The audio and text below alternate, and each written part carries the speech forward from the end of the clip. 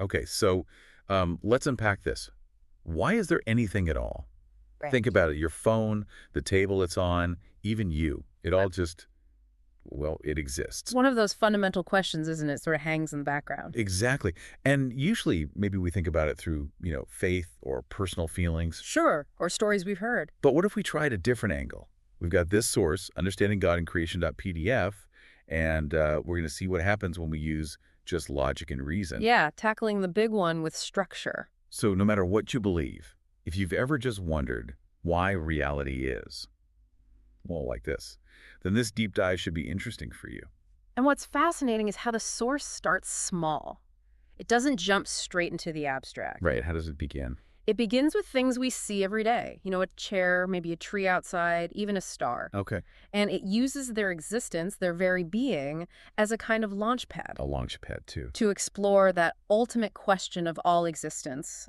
Why anything? Okay, so the chair example.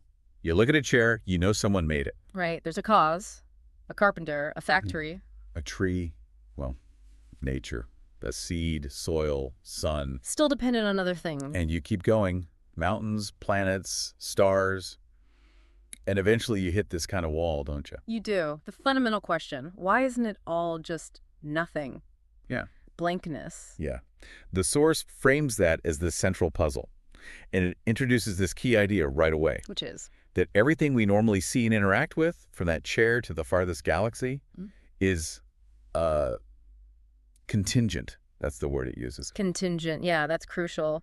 It means it could have been otherwise. It didn't have to exist. Like that chair could have been a table, or maybe the wood wasn't available, so it was never made at all. Precisely. Or the tree, different seed, different conditions, maybe no tree. So everything relies on something else for its existence. It's dependent. Dependent, exactly. As the source really emphasizes, nothing we observe just is entirely on its own. Okay, but if everything depends on something else, that sounds like it could go on forever. Right, like those Russian nesting dolls. You open one, there's another inside and another. Does it ever stop?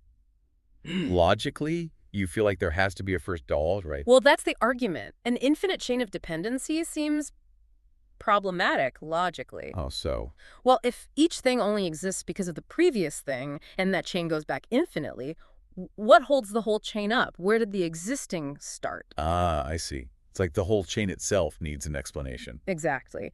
The source argues that reason pushes us towards the idea of a starting point, something that isn't dependent. Something that doesn't need a prior cause to exist. Yes, something that exists purely out of its own necessity.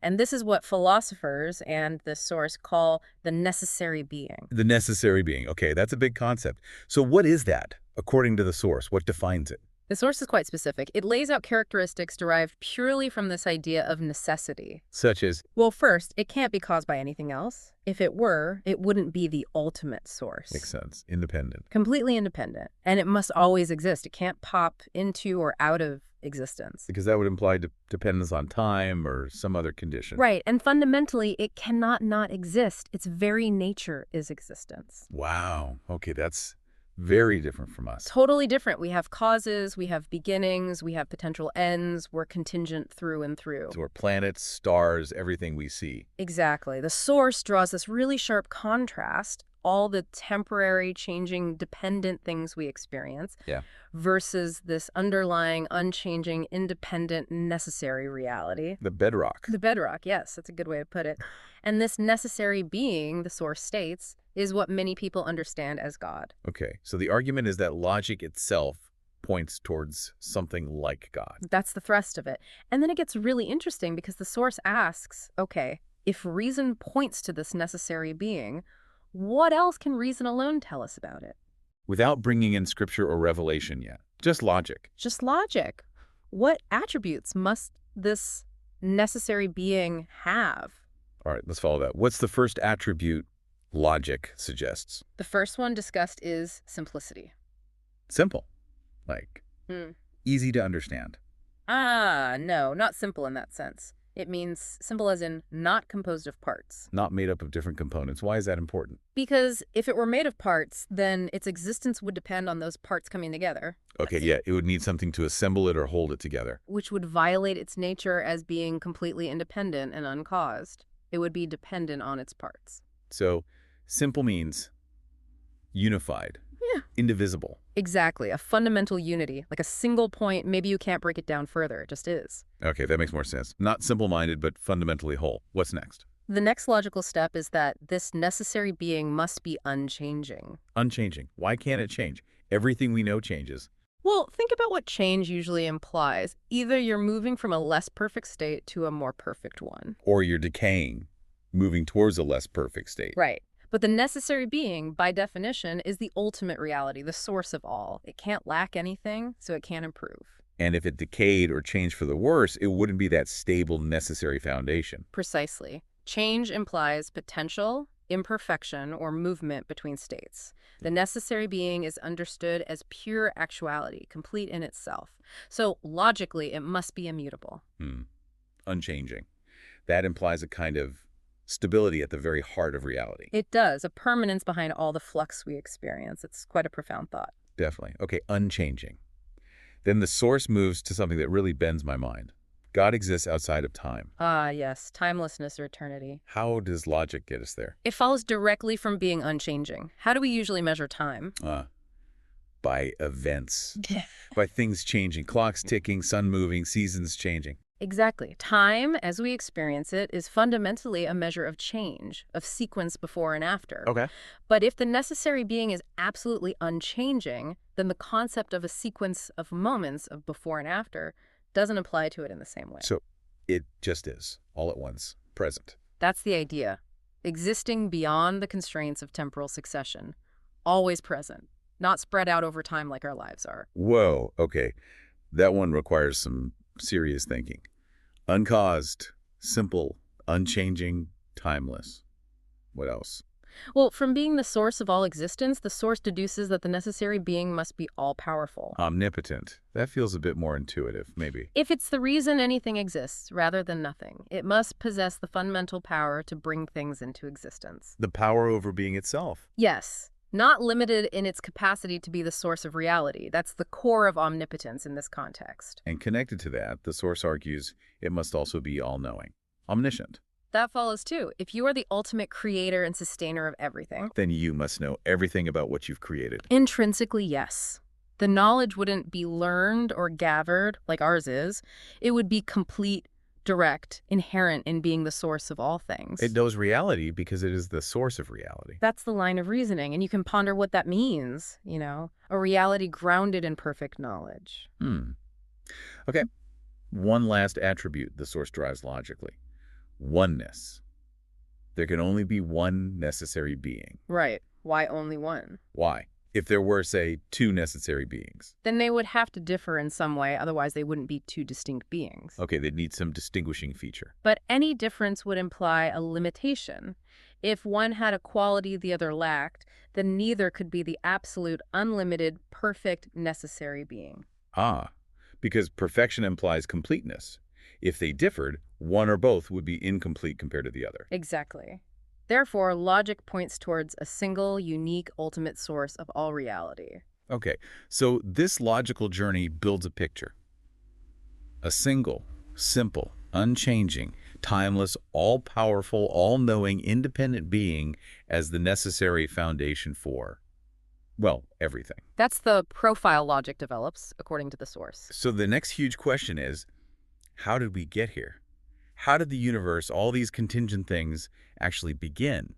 Did this necessary being, God, build it? The source makes a really important distinction here. It wasn't like building with pre-existing Legos, no. Not using existing materials. Correct. The concept introduced is creation from nothing.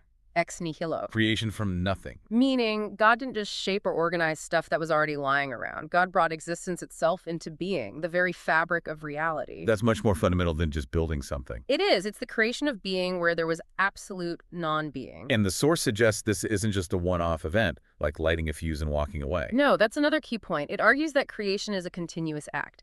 Everything that exists depends on God for its continued existence, moment by moment. So it's not just the start, but the ongoing reality, if God stopped willing it. In this view, yes, existence itself would cease because its foundation is that continuous creative act.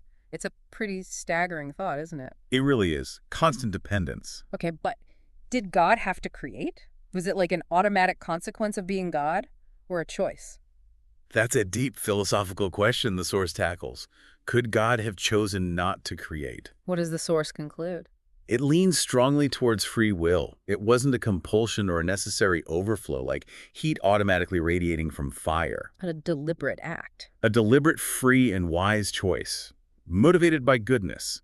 The idea is that creating is consistent with God's perfect nature, but not strictly required by it. So creation has a purpose. It wasn't just random. That's the implication, a purposeful act stemming from goodness and wisdom. Which connects, I guess, to the next point. Why does the universe seem so orderly? The order and laws we observe. Physics, chemistry, biology. Yeah, gravity works consistently, the speed of light is constant, biological systems are incredibly complex and functional. It's not chaotic. Absolutely. And the source brings up what scientists and philosophers call the fine-tuning of the universe. Fine-tuning. It refers to the fact that many fundamental constants of nature, the strength of gravity, the mass of particles, the electromagnetic force, seem to be set at values that are incredibly precise. Precise in what way? Precise in the sense that if they were even slightly different by tiny, tiny fractions, the universe would be radically different. How different? Likely incapable of supporting life. No stable stars, no complex chemistry, no planets like Earth. Life seems possible only within an extremely narrow range of these values. Wow, so the conditions are just right. Astonishingly right. And the source argues that this incredible precision, this deep order, points strongly towards intelligent design. Towards a mind, a creator with wisdom, rather than Oh. just sheer luck. That's the argument. It's presented as evidence that's hard to explain by mere chance. Looking at that intricate balance, the idea of a wise creator seems, to the source, a more rational explanation. It's definitely something that makes you pause and wonder. But, okay, what about science? Doesn't science like the Big Bang or evolution conflict with this picture? The source addresses this directly. It argues there isn't necessarily a conflict, and in some ways, science actually supports aspects of this philosophical view. How so?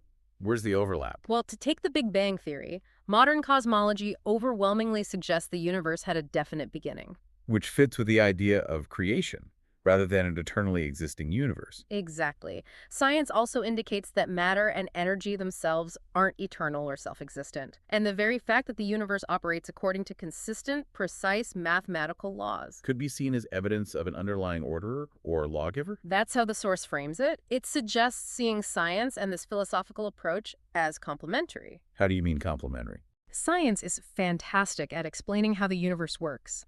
The mechanisms, the processes, the physical laws. How? Yes.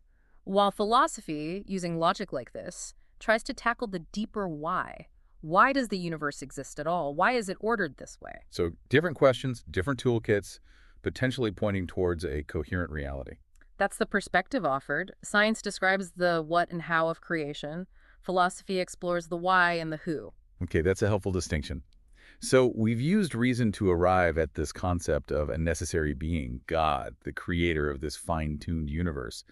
But can we actually understand such a being? Isn't God supposed to be infinite, beyond our comprehension? Absolutely. The source acknowledges that human minds are finite, and God, as the infinite necessary being, ultimately transcends our full grasp. There's an element of mystery that remains. So we hit a wall there, too. Not entirely. The source suggests we can have real, though limited, understanding in a couple of ways. Okay. First, by negation. We can understand what God is not. Like, God is not finite, not changing, not dependent, not created, not limited by time. Exactly. Defining by contrast with our own limited experience helps frame the concept. Okay, that makes sense. What's the second way? By analogy, we can take positive qualities we know from our own experience, like wisdom, power, love, justice, and apply them to God. But how does that work if God is infinite? Our wisdom is so limited. We apply them understanding that these qualities exist in God in a fundamentally different way, infinitely, perfectly, without the limitations they have in us. So it's like using our highest concepts as pointers, knowing the reality they point to is vastly greater. Precisely. The source uses a nice analogy. Think of a young child understanding their parent. Okay. The child doesn't grasp the complexities of the parent's job, finances, or adult relationships. Their understanding is incomplete, limited by their age and experience. But they still have a real, genuine understanding of who their parent is, loving, protective, strong. Exactly. It's partial, but it's true as far as it goes. The source suggests our understanding of God can be similar, limited, yes, but still meaningful and real, not complete, but not completely absent either. I like that. Partial but real understanding. Okay, let's try and summarize this whole journey then. Sure. We started with that basic, maybe unsettling question. Why is there something rather than nothing? Right, the fundamental puzzle. We looked at the things around us and saw they're contingent, they depend on other things, and didn't have to exist. Which leads to the problem of an infinite regress. So logic suggests there must be a non-contingent, self-existent foundation, a necessary being. Uncaused, independent, the ultimate source. And from that concept, using reason alone, the source argues this being must be simple, unchanging, timeless, all-powerful, all-knowing, and one. A coherent profile derived logically. Then we considered creation not assembly, but bringing existence itself into being, ex nihilo. And the idea that this creation is continuous, a constant dependence. Driven by a free choice, rooted in goodness, resulting in an incredibly ordered, fine-tuned universe. Which seems to point towards purpose and intelligence, not just chance. And this whole logical framework, while acknowledging God's ultimate mystery, can actually complement scientific discovery. Yeah, addressing the why behind the how. So stepping back, what's the big takeaway from following this line of reasoning presented in the source? Well, I think the biggest implication is that this isn't just some dry, abstract, philosophical game. No. If this reasoning holds, it suggests that reality isn't meaningless. Our lives, the universe itself, aren't just accidental cosmic flukes. But part of a purposeful creation, grounded in a reality that is intelligent and good. That's the profound conclusion it points towards. It suggests meaning is woven into the fabric of existence. And the source seems to emphasize that this isn't meant to, force belief, but to show that belief in a creator isn't necessarily irrational.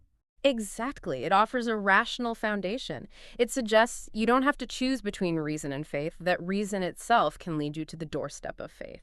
It frames belief not as a blind leap, but potentially as a reasoned step based on observing the world and thinking logically about existence. Precisely. It provides a framework for thinking about these ultimate questions. So maybe a final thought to leave everyone with, drawing from this deep dive. Well, perhaps it's this. If the universe, understood through reason, as presented here, genuinely points beyond itself, points towards a creator who is wise, powerful, good, and purposeful, what does that imply about your own place within it? What direction might that suggest for how we live, how we see the world, how we see ourselves? That's definitely something worth mulling over.